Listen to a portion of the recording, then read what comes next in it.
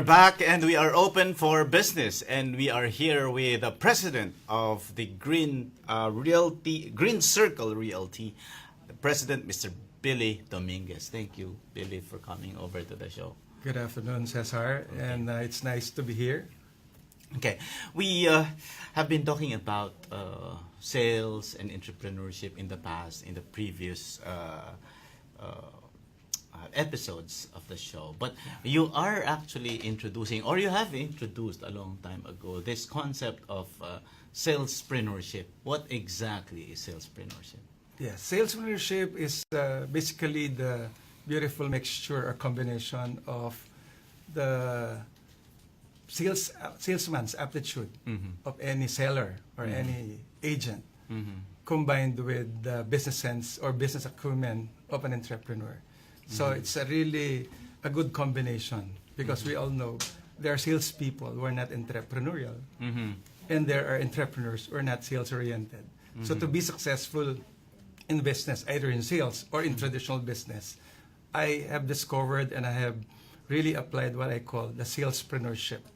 So you have to be sales-oriented and you have to be entrepreneurial to ensure of success. Was this something that you thought about when you founded Green Circle Realty, or was this a product of your experience in various agencies and companies that you have worked with? When did you think of this idea to combine this concept? Yeah, I would love to answer that question because it's based from my experience. Okay. I used to work in government, so I knew only government service because fresh from college, I went straight to the government sector. I love doing my job there as an employee. I am into corporate communications, so it's what I studied for. So I was happy, except that at a certain point, I wanted to earn more because I have a growing family. So I was looking for opportunities. And the first opportunity that I was thinking of course, is to be in business. But based on experience also, based on what we know, to go into business, there are a lot of prerequisites. What business you're going into. Yes. And during that time, it was a problem for me because for several years, I was just working in government. Okay. Another requirement, of course, is the capital. Yes. As an employee, where would I get my capital? Okay. Some people would say, why not get a loan from the bank? Okay. I might be getting a loan from the bank, but the risk of losing it. Yes. So that's also one of the reasons why a lot of people do not go into business. We are afraid of risk. That's right. So what will I do? Will I be stuck up as an employee forever because there are fears that I have in going into business? So some people are telling me, why not go into sales? It's the easiest way to get rich, to make money, because it's just about offering your product and you will be making money already. So if you want to earn money, just go into sales. Okay. During that time, I was one of those guilty people about having misconceptions about sales. As a corporate person, as somebody who really studied well to climb the corporate ladder.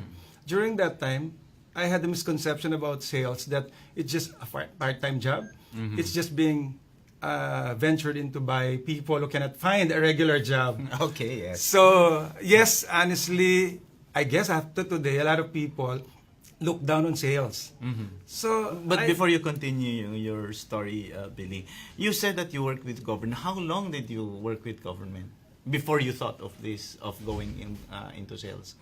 5 years, 6 years? Yeah, I stayed there for 11 years. Oh, 11 Although years. I did not plan to stay that long because I really wanted to go into business, but because the opportunity of going to business was getting slimmer and slimmer for me because a lot of concerns. So I stayed for 11 years. So we were the pioneers of Pag-ibig Fund. And that was a very good job because it was doing public service. As I mentioned, I needed more income. So a lot of people were prodding me to go into sales. But I was hesitant about it because of that misconception. But because I was really bent on exploring things for greener pastures, I went into sales, more specifically real estate selling, and that was in 1990. And normally, Billy, as I have learned, because I used to work with one of the real estate companies, developers like Yes. Megaworld before, and they have a system. When you go into the into sales, you're called property consultants. And in your case, is it was there also a training that they developed, and then when you took that training, you said, I can do better. What's your story after going into that field? That's the interesting part. Okay. So when I finally decided to go into real estate selling, in fact, as a part-time seller, because I cannot let go of my regular job because it was too Okay. risky for me to do it. Okay. So I guess it was 2 years. I did it on a part-time basis. But as a part-time sales rep, Okay. sales associate, or sales agent, as you mentioned, there is what we call the training. Okay. Of course, I don't have any experience in sales. I never expected to be in sales because I never like it. But that training you're talking about is something that led me where I am today. The training is in sales, you can become an entrepreneur. Okay. In that seminar that they always gave to us, it's really an emphasis on real estate selling can be a form of entrepreneurship. So that was the spark. So if it was really mainly selling, I might not have been enticed to go into it because I'm not really a salesman. But because they told me real estate selling is a form of entrepreneurship, and entrepreneurship is on top of my mind from all along that I was looking for opportunity. So I decided to go into selling, but with an entrepreneurial mindset. So early then on, I was already thinking about salesman with an entrepreneurial mindset. So early in the 90s, I already considered myself not an ordinary agent selling properties, but from then on, I already considered myself as an entrepreneur. So salespreneur, which I call in Tagalog, negosyante. Negosyante. Negosyante na ahente, or ahente Oh, okay. ahente na may utak negosyante. From then on, I started doing my selling with that mindset, which I developed into a discipline or an advocacy. Now, Billy, can you somehow give or differentiate between the two? What can a salespreneur do that our ordinary salesman cannot? So how do you now compare the two concepts, or the two business, or what we can say is the one guy is a salespreneur and the other one is an ordinary salesman. So in terms of output, in terms of bearing, in terms of attitude, how do you differentiate the two persons? That's another question I am excited to answer because it really came from my experience. Okay. So there are a lot of things that differentiate from a salesman from a salespreneur. Okay. And I can just mention siguro 3. Okay. One is an ordinary salesman focuses on sales quota. Okay. A salespreneur focuses on the opportunity to earn. So regardless of quota, he would work because he wanted to earn based on the available opportunities. Kaya sa Tagalog, ang sabi ko doon, a salesman is focused on quota, a salespreneur is focused on kita. Okay. It's quota Versus kita. So, although both refer to numbers, both refer to revenues, but it has something to do with the mindset. So with the salesman, it's just plain numbers.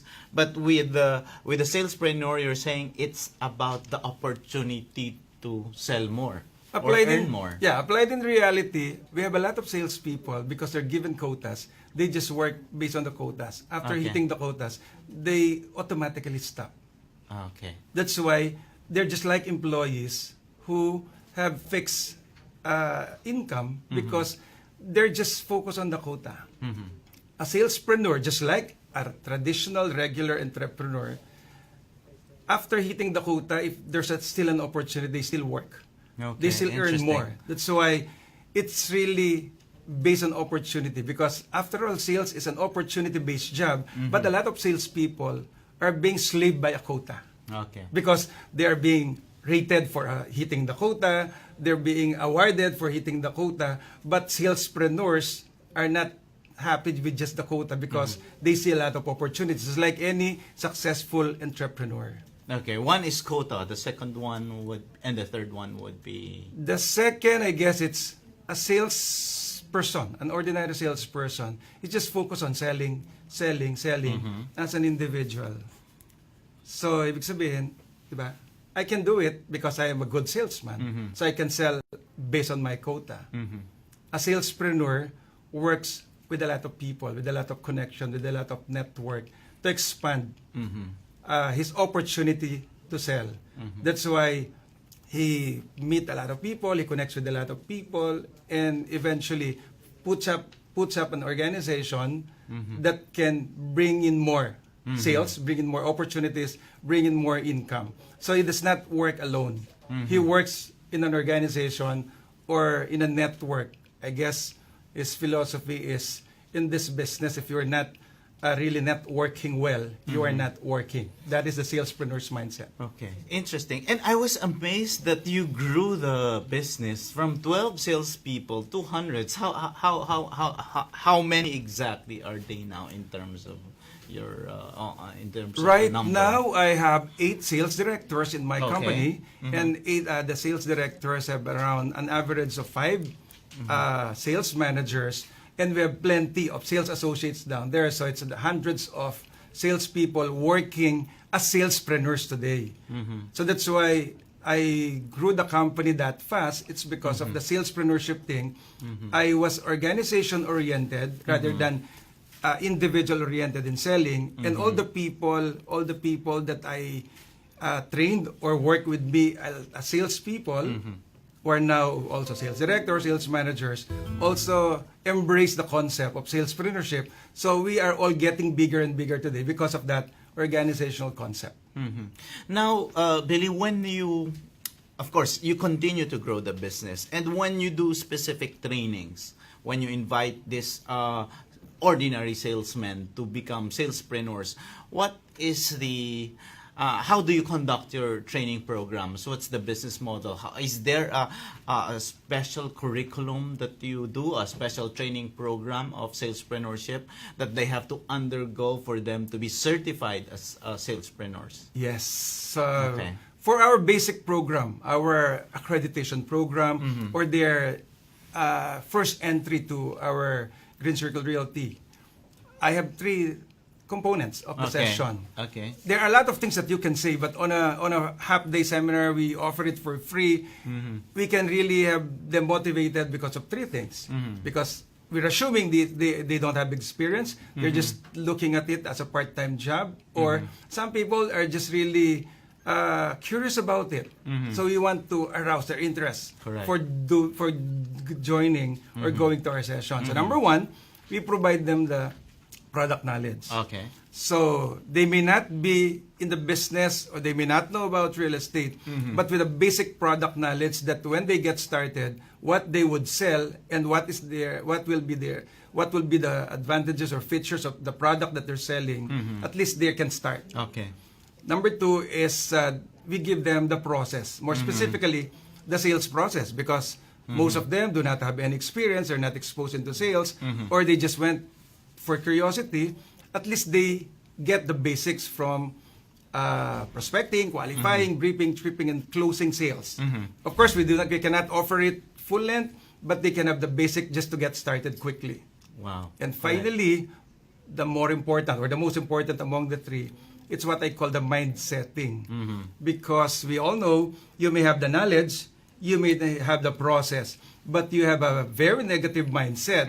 When you came into the seminar, you would really say, I just went here for curiosity. I just gave in to the invitation of my friend. Or I think I cannot make it here because there's no successful salesperson in my family. I'm busy. I look down on sales. So if the mindset is not clear, I guess there would be a problem. And in that mindset part, it's where I inject the concept of salespreneurship. I Okay. immediately tell them, ladies and gentlemen, we are accrediting you as sales people today in real estate, but always remember, you are not ordinary salespeople. Today, you're being invited as salespreneurs. Today, you're going home with a new business, affordable quality homes. That is very interesting. We will hear more about salespreneurship from the master salespreneur himself, Mr. Billy Dominguez, when Open for Business returns. Stick with us.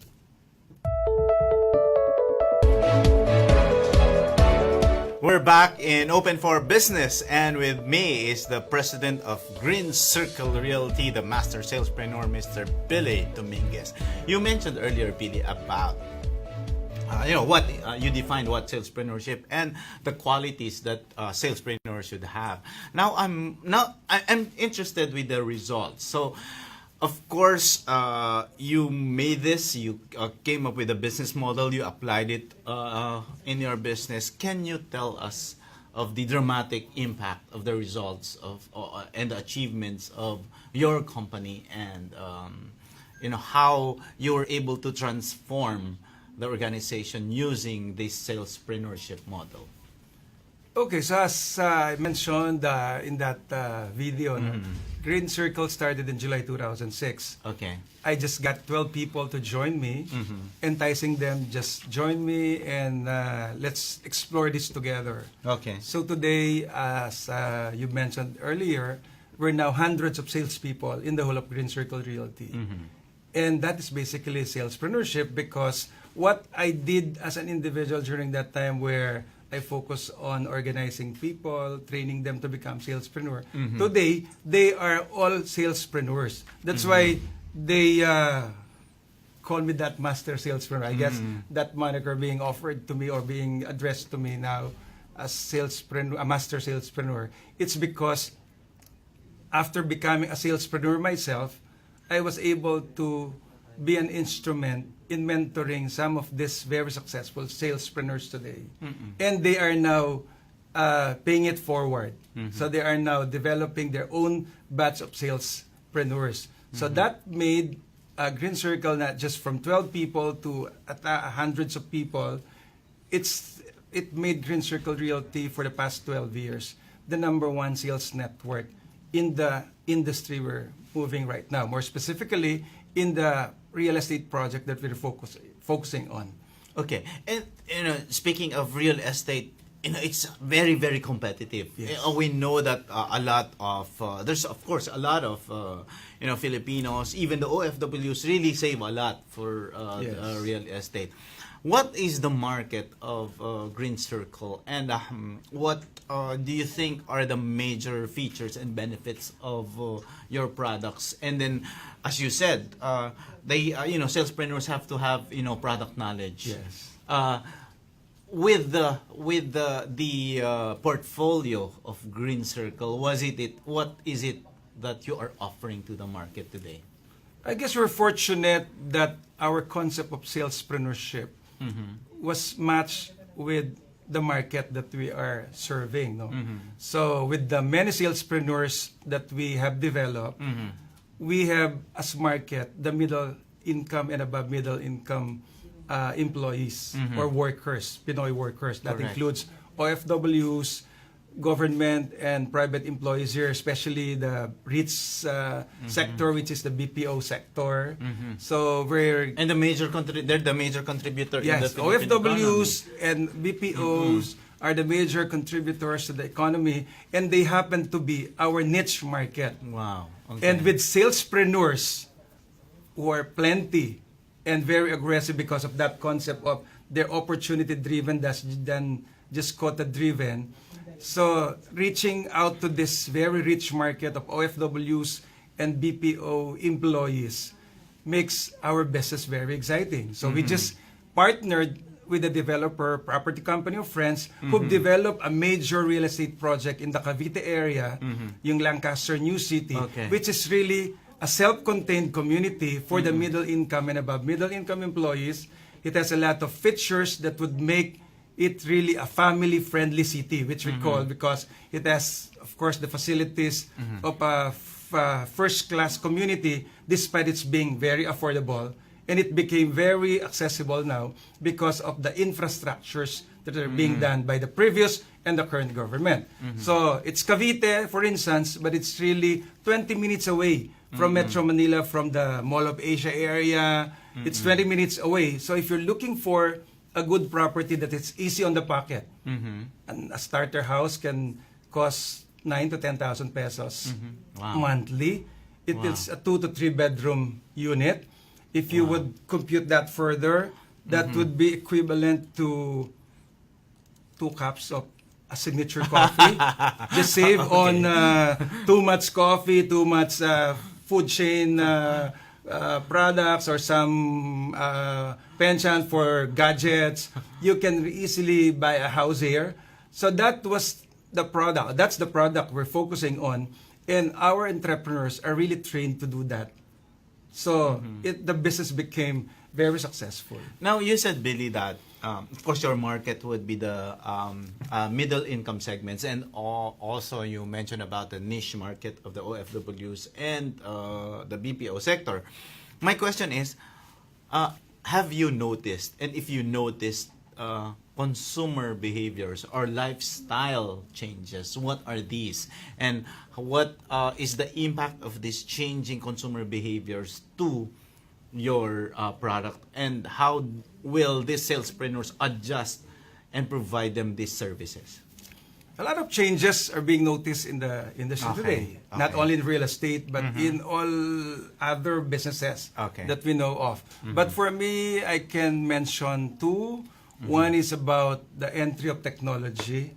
So 60 to 70% of our sales are generated through online marketing. Wow. So sorry, what's the percentage again? 60 to 70%. 60 to 70%. Are through online marketing.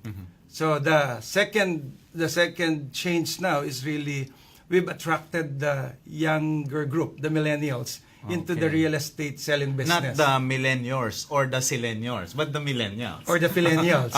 The millennials feeling millennials. Okay. No, we have attracted the younger group now in the real estate business, either as part of the sales force or part of the consumers. In the past, parang the real estate is really for the oldies. Correct. The old sales agents are the oldies who really deal with a lot of these documents. That's why that was one of the reasons why I didn't want to go into real estate selling, because I saw the stereotype real estate brokers during that time. But today, because of technology coming into the business, where we get to meet our home buyers, we've not met them personally, but they close the sale through online communication. And what's amazing, Billy, is that I even heard some data and some information that millennials even invest in art. Normally, it's only for the art patrons who are the moneyed sector, the cultured sector, who invest into arts. But this time, millennials also invest in paintings. Similarly, and if they invest in paintings, they invest in condominiums and other houses. So, are you saying that the sector, the real estate market, is also a younger market now? Yes. That's why with technology and millennials coming into the sector, again, this is where the training part plays an important role among our salespreneurs. Because right now, in the past, we always taught our sales agents to do qualifying, how to choose the right buyer, how to prioritize buyers. Today, since buyers are exposed to technology, to a lot of choices, they also choose their agents. Interesting. So it's now the other way around, because you're just one click away today. You're an agent not doing so well. The buyer have questions. You did not answer. You're just one click away. They can go to the next agent in the internet. So what's your strategy, Billy, for the market to choose you? Okay, this is where a salesman should be a salespreneur. Okay. So they are taught about branding concepts, how we are in an attention economy. That's right. How to always get attention should be a concern of a salespreneur. So Okay. you're not just an ordinary salesperson offering your project. You should always get the attention, especially in the very crowded internet or social media. So our people are trained to be at their best, to be precise in their communication, in their messages, to be very courteous, to be very cordial, and most important, to be service-oriented. Today, the best salespeople, they don't sell. They offer service. They help. Okay. With that, Billy, I'm sure it didn't happen overnight. You know, you're being a master salespreneur, you know, you just didn't wake up one morning and you felt, oh, I'm good. So my question is, what were these challenges? What were the problems that you have encountered along the way? And then how were you able to overcome these challenges and, you know, easily get back and continue doing what you love to do? So you're right. It was not an easy journey. There were a lot of challenges. Of course, the first challenge was with me. I have to embrace sales. Okay. And I have to really believe that real estate selling is a form of entrepreneurship. And on day one that I believe in that, that started the success, because they always say, if you are focused on what you're doing, if you believe in what you're doing, you love what you're doing, you're passionate with what you're doing, you can easily become successful. You can hurdle all the obstacles that are within the area. And of course, since I have found difficulty in convincing myself, that was also the difficulty I had in convincing more people. Correct. So it was a lot of work, a lot of convincing, a lot of trainings, but I'm happy that today I can consider I was successful in doing it, because today I see more of my people as very successful in this area called salespreneurship.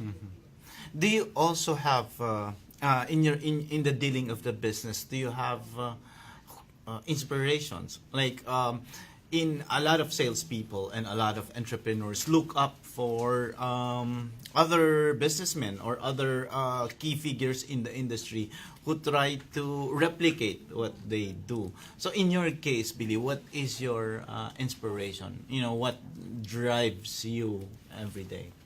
I cannot say any specific person or role model that I followed, but basically I keep on reading books. I keep on observing people, how they became successful. So basically, I really modeled all these people, a lot of people from my superiors in my early job to the people I work with in the real estate selling business. So basically, this inspired me. But basically, from day one, my inspiration, number one, is my family. Okay. So I wanted Yes. to have a very comfortable life for my family. That's true. So that really encouraged me to go from employment to entrepreneurship or to salespreneurship. And I was always guided by working for the best. I always wanted to give my best in whatever I do. In fact, working is its own reward for me, because when I get results, it makes me happy, and when I am happy, I am inspired to work further. So my slogan always, as I tell myself, I always tell my people, keep inspired and inspiring. We can go on to reach for more success. Wow, that's interesting. Before we're almost running out of time, but I'd like to ask you, what is next for Green Circle? I know that with the concept of sales and entrepreneurship, you will not stop. So what will people expect from Green Circle Realty? I guess there will be more green circles. Okay. And I still don't intend to go into other areas of work. I will keep focus on my core competence, which is salespreneurship, doing selling as a business. My focus right now is to invite more people, even those without experience, without really interest in this business, but because there's an opportunity in salespreneurship, I will keep inviting more people to join me because, as I've said, as I always say, the best way to become successful is really to help more people to become successful. And based on your explanation, Billy, I can sense that the concept of salespreneurship is not only applicable to real estate. It can be can this be applied in other disciplines in life? One, it can be applied to all salespeople because we need salespeople who have entrepreneurial mindset. That's right. And this is very interesting, Cesar, no? Salespreneurship, now that I expanded on it, that I focus on it, I just realized it's not just for salespeople.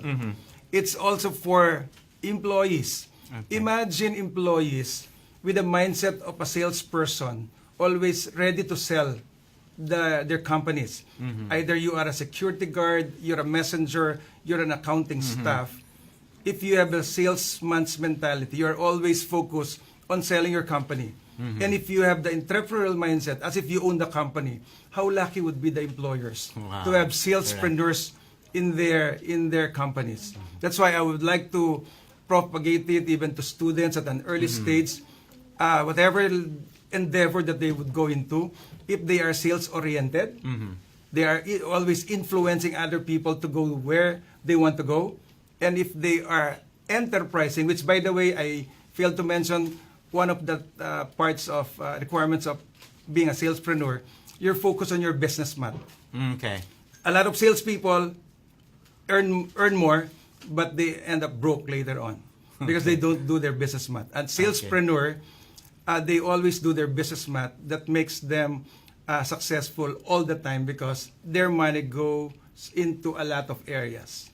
So you should know your very smart business investments. math. So today, we cannot be all entrepreneurs because there will be secretaries, there will be janitors, there will be messengers, but we can all be salespreneurs in our own right in where we work. And that will make everything successful, either our employers, our businesses, our schools, our families, if we have the salespreneurs mindset in all of us. There are a lot of salesmen and entrepreneurs who are watching this afternoon. Any advice that you can tell them before we part ways, Billy? Well, I guess whoever you are, wherever you are right now, you would want to be successful in business, you can try salespreneurship. One, you can try any sales activity that you can go into, including what I experienced in real estate. But either you are working in a company or in a business, just keep on influencing people by being a true salesman, but at the same time, by being entrepreneurial, being creative, being passionate, and being focused on what you're doing until you achieve your goal. So be a salespreneur now. That's Mr. Gabriel Billy Dominguez, President of the Green Circle Realty Sales. And Open for Business will return with our term of the week and our quote of the day. Stay tuned. Keep watching. This portion is brought to you by Green Circle Realty Sales Incorporated, where better life begins.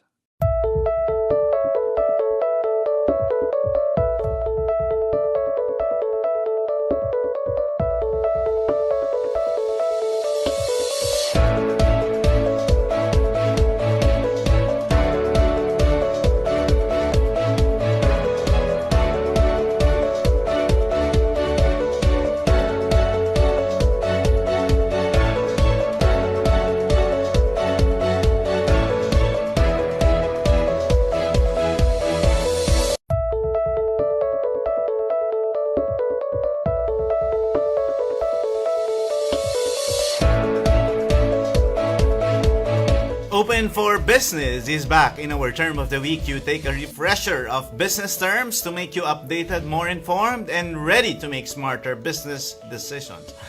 According to pandadoc.com, Our term for the day, for the week, is sales pipeline and sales funnel. Sales pipeline and sales funnel both describe the flow of prospects through a sale. A sales pipeline is a specific sequence of actions that a sales rep needs to take in order to move a prospect from a new lead to a customer. Once each stage is completed, the prospect is advanced to the next stage.